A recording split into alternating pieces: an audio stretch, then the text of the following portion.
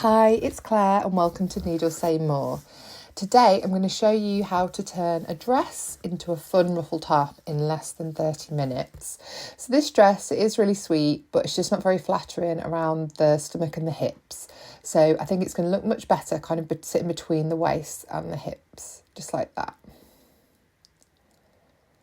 So the excess that I've removed from the bottom of the hem by folding it to where I wanted it to be, I am going to use to create the ruffles on the front. So I've cut them in half to create two separate pieces. Just going to cut that side seam off so it's not adding any extra bulk under the overlocker. And then I've set my overlocker to a rolled hem, and I'm going to do a rolled hem down the edge of the jersey, and this creates a really nice edge. Almost like a ribbed edge. It's it makes it thick. If you don't have an overlocker, you could still create this top. You could either cut the jersey and leave the edge raw, depending on the type of jersey it is, or you could use a zigzag stitch or an overcast stitch on your sewing machine. So there is the rolled hem all the way down the edge.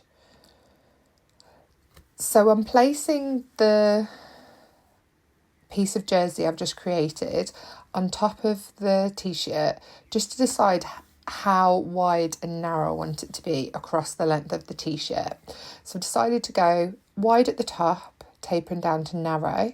So I've folded it in half to give me a nice straight cutting line, and then I'm going to cut all the way down the length of the fabric.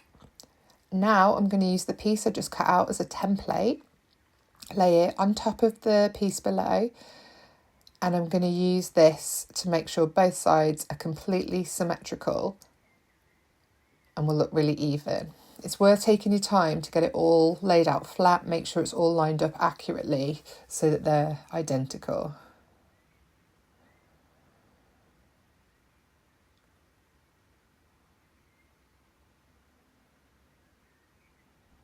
So 2 panels, and these will be for my ruffle pieces. So I'm going to go ahead and do a rolled hem all the way around all 4 sides of both ruffles just to finish the edge.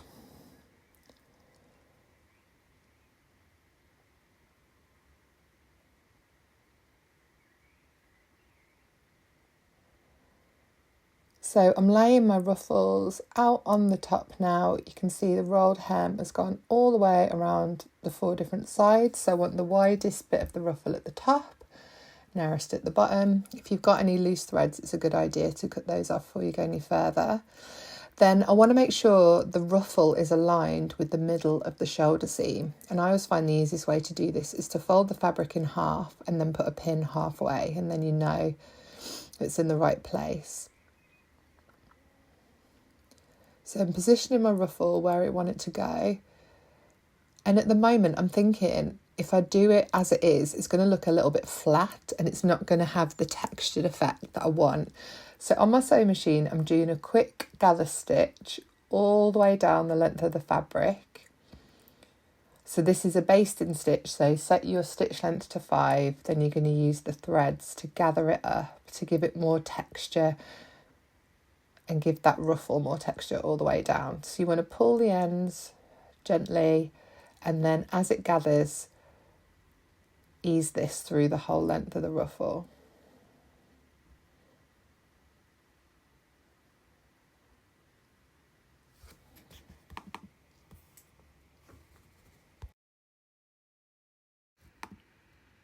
The ruffles have now been gathered on both sides. So I'm going to go ahead now and place them aligned with the pin that was halfway across the shoulder seam at the top, making sure that they're both an equal distance from the centre of the top. And it just took me a moment then to realise which ruffle I wanted to go on which side to get the best effect. So it's worth taking your time on this stage to get the ruffle all pinned on, all laid out exactly as you want it. Because if the ruffles aren't straight to the middle of the top, or they're not sitting right, I think it will really bother you. So I'm using the label on the top to be kind of my marker of where our halfway is, and then I'm going to pin them in place, making sure I'm just going through the top layer all the way down the length of the top. So you can see here I'm ruching up the top so I can get underneath and make sure I'm just going through that first layer, the top layer. And you want to go ahead and pin it on both sides, making sure you leave an equal distance between them all the way down. It doesn't matter if they come in a bit together towards the bottom, as long as it's kind of equal from both sides. So you can see there I'm using the dart to make sure that the ruffle is equal distance from the bust dart on both sides.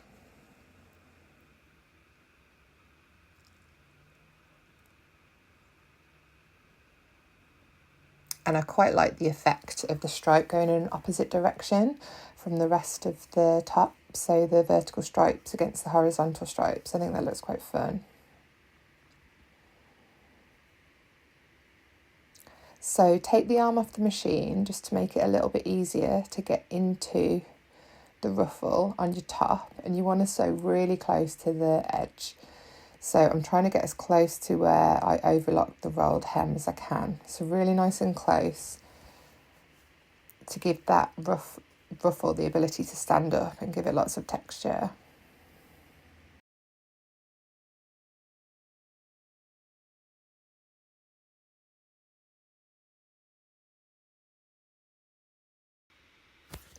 I'm sewing this on a zigzag stitch or a stretch stitch, depending on your machine settings, so that when I'm putting the ruffle top on and off over my head and when I'm wearing it, the stitching won't come undone and the ruffle will be really secure. I have got some other videos on my channel that explain why you shouldn't use a straight stitch on stretch fabrics and the best stretch stitches to use, and I can reference those in the description for this video.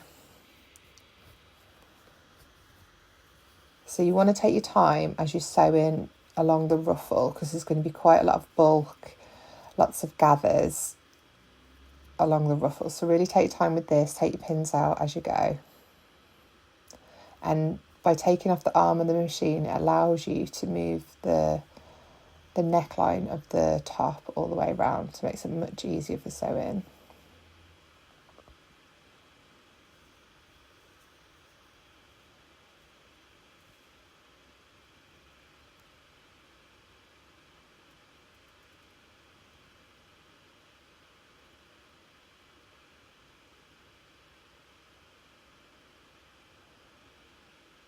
There we go, lovely textured ruffle. I'm really happy with that.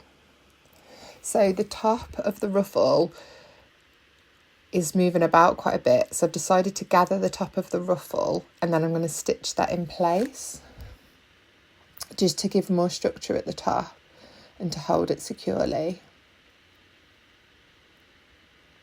So I'm stitching along the existing shoulder seam and I'm going to stitch along those gathering stitches to hold it in place.